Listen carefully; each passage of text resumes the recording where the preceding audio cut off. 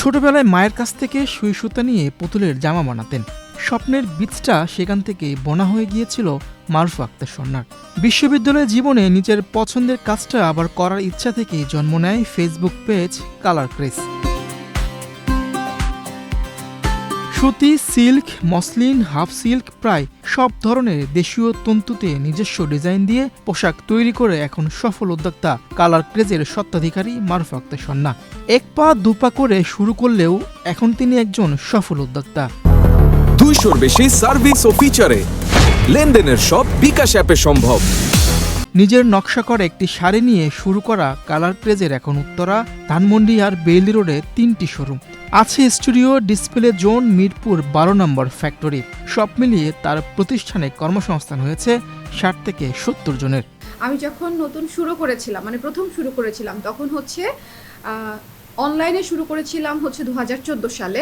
But এর আগেও আমি 1 বছরের মতো শুধুমাত্র হলে যারা হচ্ছে আমাকে ভালোবাসতো, ছোট বোন, বড় বোন, সিনিয়র জুনিয়র যারা ছিল, তো তারা আমার কাজ পছন্দ করতো। কিন্তু আমার উদ্যোক্তা হয়ে ওঠার গল্পের পেছনে পুরাটাই বিষয় হচ্ছে যে 2টা কারণ। একটা হচ্ছে আমার ছোটবেলা থেকে আমি স্বাবলম্বী হতে পছন্দ করি। মানে আমি কিছুদিন আগেও একটা জায়গায় বলেছিলাম যে আই লাভ টু আর্ন, মানে আমার এই প্রসেসটা ভালো লাগে। লাইক জাস্ট এমনিতেই বসে আছি, জীবন চলে যাচ্ছে, এটা আমার ছোটবেলা থেকেই আমার মানে ওরকম না আর কি। লাইক আমি যখন এসএসসি মাত্র পরীক্ষা দিব সেই সময় থেকে হচ্ছে আমি টিউশনি করিয়েছি, এইচএসসির সময় আমি টিউশনি করিয়েছি, স্কুলে পড়িয়েছি। তো প্রথম রিজন আমার টাকা আর্ন করতে ভালো লাগে, আর দ্বিতীয় রিজন হচ্ছে আমার ডিজাইন করতে ভালো লাগে। আমি প্রচণ্ড রকমের হচ্ছে একটু বেশি রকমের বয়স পর্যন্ত, বড় হওয়া পর্যন্ত পুতুল খেলেছি। মফস্বলে বড় হয়েছি তো আমি খেলাধুলায় বেশ পারদর্শী ছিলাম। বাট সেটার পাশাপাশিও মানে জাস্ট পুতুল খেলা নিয়ে মানে আমার অন্যরকম ফ্যাসিনেশন ছিল, একটু বেশি রকমেরই ফ্যাসিনেশন ছিল। তো আমি ছোটোবেলায় যেটা একবার হয়েছিল যে আমি পুতুলের জামা বানিয়ে আমার একটা ফ্রেন্ডকে 10 টাকা দিয়ে সেল করে ফেলেছিলাম। এই মুহূর্তে আমার জন্য কাজ করে কতজন, সব মিলায় 60-70 জন হবে এই মুহূর্তে, মানে গোনা নাই, 60 to 70-র মধ্যে হয়ে যাবে পুরোপুরি। 4টা শোরুম, অনলাইন জোন প্লাস হচ্ছে ফ্যাক্টরি। আমাদের এই সেকশনটা আরও বাড়ানোর প্ল্যান আছে।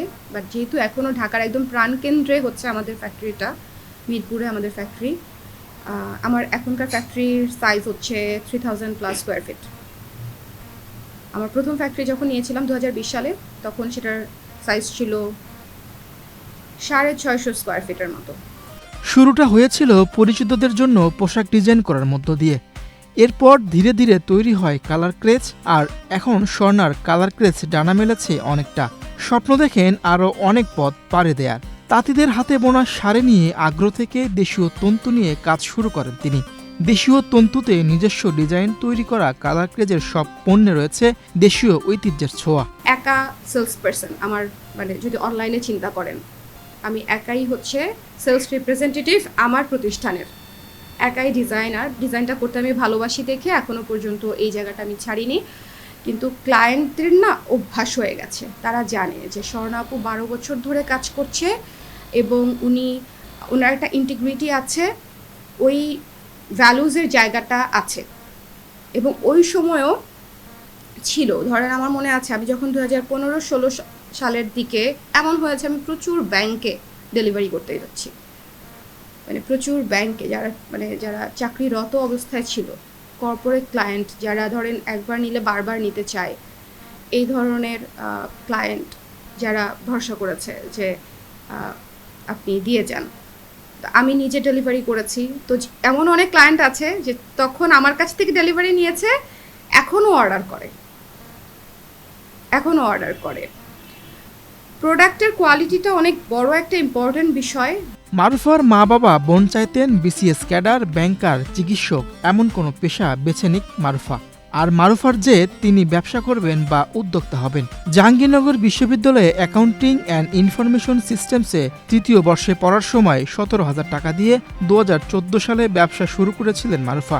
যদিও তার মা বাবার আর্থিক অবস্থা ভালো ছিল, তবে তিনি ছোটবেলা থেকে চেয়েছিলেন নিজে কিছু করতে এবং তিনি নিজে উপার্জন করতে বেশ পছন্দ করেন। আমার বাবা মা, বিশেষ করে আমার মা, কোনোভাবেই অ্যাগ্রিড না। বাবা ওরকমভাবে কখনোই প্রেশার দেয় নাই।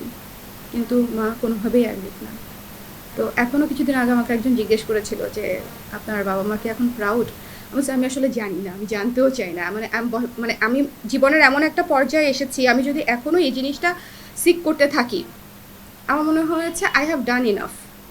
আমি যেটুকু জীবনে পেয়েছি, যে অবস্থায় এসেছি, কারো যদি আমাকে মনে হয় যে আমাকে বা আমার প্রফেশনকে রেসপেক্ট করতে হবে, সেটা তার মধ্য থেকে আসা উচিত। এবং যদি না আসে, সেটার পেছনে ছুটে বেড়ানোটা এখন আর আমার জন্য আসলে ওয়াইজ হবে না, যৌক্তিক হবে না। প্রথম বিষয়, আমি অন্য কারো আর্নিংয়ের উপর ডিপেন্ডেন্ট থাকার মতো মেয়েই না, মানে এটা আমার মধ্যে নাই।